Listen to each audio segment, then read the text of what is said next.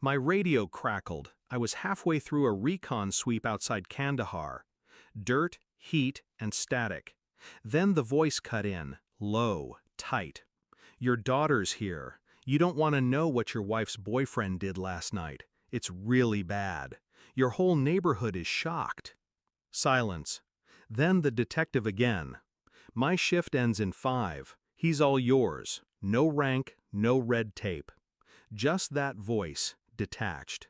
He'd seen the worst of people. I listened. Then I listened again. The world dulled into a single note. My daughter, my wife, him. I didn't ask for permission. I didn't file a report. I packed my gear and boarded the first flight with a silence so thick it suffocated thought. When I landed, the rain had stopped, but the streets still smelled like oil and rot. Our home hadn't changed. Same mailbox, same paint, but I could see it from the curb.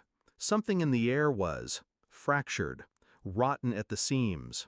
My daughter saw me first. She ran barefoot from the porch, holding a blanket too small for her growing body, clutched it like a shield. She didn't speak, just wrapped her arms around my leg and didn't let go. My wife appeared behind her, arms crossed, makeup smeared. No apology, only contempt. Inside, the living room looked like a funeral had taken place, and no one had bothered to clean up the body. Beer cans, a torn dress, blood. On the edge of the coffee table, small droplets. Not mine. I looked at her. She didn't flinch. "She fell. That's what you were going to ask, right?" I said nothing. "You think I'd let someone hurt her?" I looked at the door to the guest bedroom. It was ajar. The hinges creaked even with the wind outside.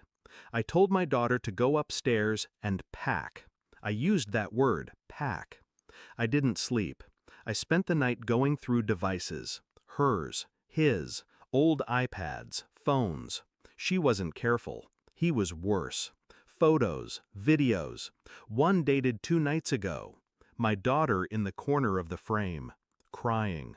I didn't watch the rest. I sent the data to a friend at the agency, quietly. No police yet. Next day, I took my daughter for ice cream. I asked her what happened, gently. She hesitated, then whispered, "He told me not to tell, or he'd make Mommy hate me." I nodded, kept the anger buried. Buried so deep it scorched me from the inside out. But I stayed calm. Back home, my wife tried to kiss me. I turned away. I told her I had jet lag, told her I needed rest. That night I installed a second camera in the living room, just to be sure, and I watched her whisper to him on the phone. "He's back, but he doesn't know anything." Pause. Not yet. I stared at the screen until dawn. The report came 3 days later, encrypted, clean, precise. Forensic evidence from the coffee table, from her blanket, my daughter's skin. The blood wasn't hers, it was his. He tried to get her to lie. When she refused, he got sloppy, tried to scare her. My wife helped clean it up, coached her on what to say. I printed the report, slipped it into a folder, marked it tax receipts. That night we sat at the dinner table. She laughed, poured wine, talked about a vacation.